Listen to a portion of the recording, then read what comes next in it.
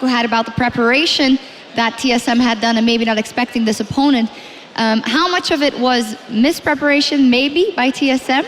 I'm leaving that in the middle. And how much was it Joey Flash Wolves just coming up with an entirely new plan out of, well, thin air, basically? I don't really know if we can equate percentages, but it is interesting to see. You know, the Irelia pick came out. There's been so much talk about when we were going to see it, who was going to run it, etc., etc. And Stake had an okay game after the lane swap shenanigans had ended. I think TSM did a decent-ish job in theory, but their execution was bad. We had misplays, death sentences didn't land. We didn't see Santorin landing sonic waves in the early game. It felt like, first of all, TSM were a little caught off guard. It then felt like Flash Wolves mid-game was decent, and also TSM underperformed. We did not see them playing the champions to the expectation that they set yesterday. Yeah. I think going into the tournament, we felt like TSM's NALCS performances really showed a lack of control in terms of the objective games in both Towers and the Dragons. And Yoey Flash was in their first games, didn't really show much of that, but in these last two games versus SK and TSM, they've shown a clear-cut plan in terms of focusing those early tower, going for the four-man pushes, and then transitioning to that into an early Dragon, and then eventually snowballing a really strong fourth Dragon potential from the get-go, which gives you a really early, almost a win condition by the time you get that fifth Dragon. And then I think that the deciding factor for TSM was a really underwhelming performance by Santorin.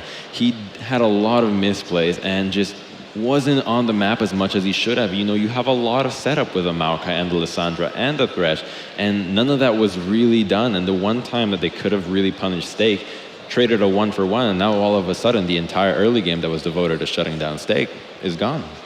And it actually took me back to Picks and Vents just before you go, because we had the Maokai first pick coming in of TSM when they could have gone for the Nidalee, and I feel like the Joey Flash Wolves had it somewhat prepared and knew that they were going to go for that Maokai because we've put so much emphasis on it and how good Stake was on it, and then they could have the Nidalee. Santorin had to go for Lee and just couldn't make anything happen. Was it just a champion? Of course. Well, I mean, the thing is, when you take the Irelia is somewhat like Maokai, but harder to execute in the sense that it's a point-and-click 2-second stun. So a champion like Lissandra has to be very careful going into that, just because, you know, Irelia is going to be usually a little bit chunked, taking a little bit of the Corky poke going into it. And Bjergsen's job is made that much harder because now, unlike a Maokai snare, the Irelia stun, you're going to die in 2 seconds. No Crucible from Lustboy, and Bjergsen's job of trying to 1v5 is just becomes that much harder.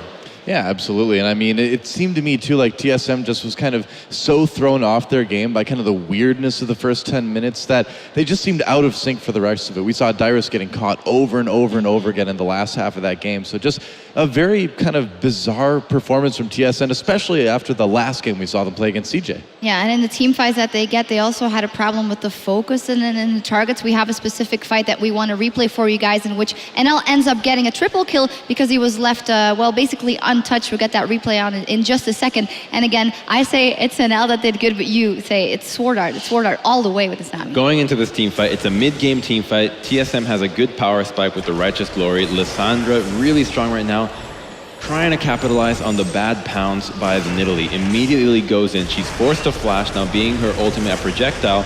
This bubble right here saves the fight because now they cannot instantly kill the Nidalee. Nidalee gets a pounce, forcing Santorin to commit deeply for the kick on the Nidalee.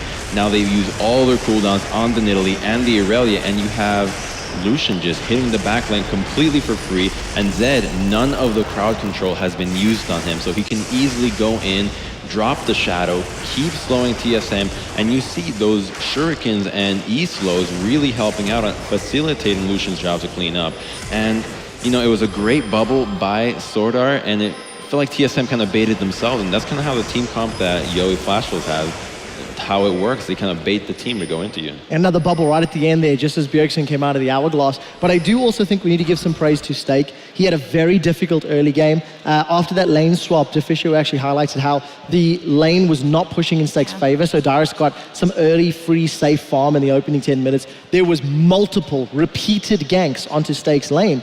And yes, he had a delayed power spike, but once he hit it, he did relatively well. End of the game, 3-6 and 14. And for a guy who's had a very shaky performance yesterday, we question, can he only play Maokai the Irelia was the answer. And I think it was a good performance. For him in particular, he's definitely going to draw confidence from this win. In that team fight as well, jumped straight onto Wild Turtle, was pulling some aggro and allowing his backline to stay safe. Also, good decision by him or bad decision by TSM, the fact that he was able to get a farm because the waves kept being pushed in his favor. He just sat back a little and he had the bigger engages and flanks in those team fights as well. So looking ahead, NL, never lose or never give me Lucian. I don't know if it's just a champion or if that's something they're going to have to look at for the next game, turning sides.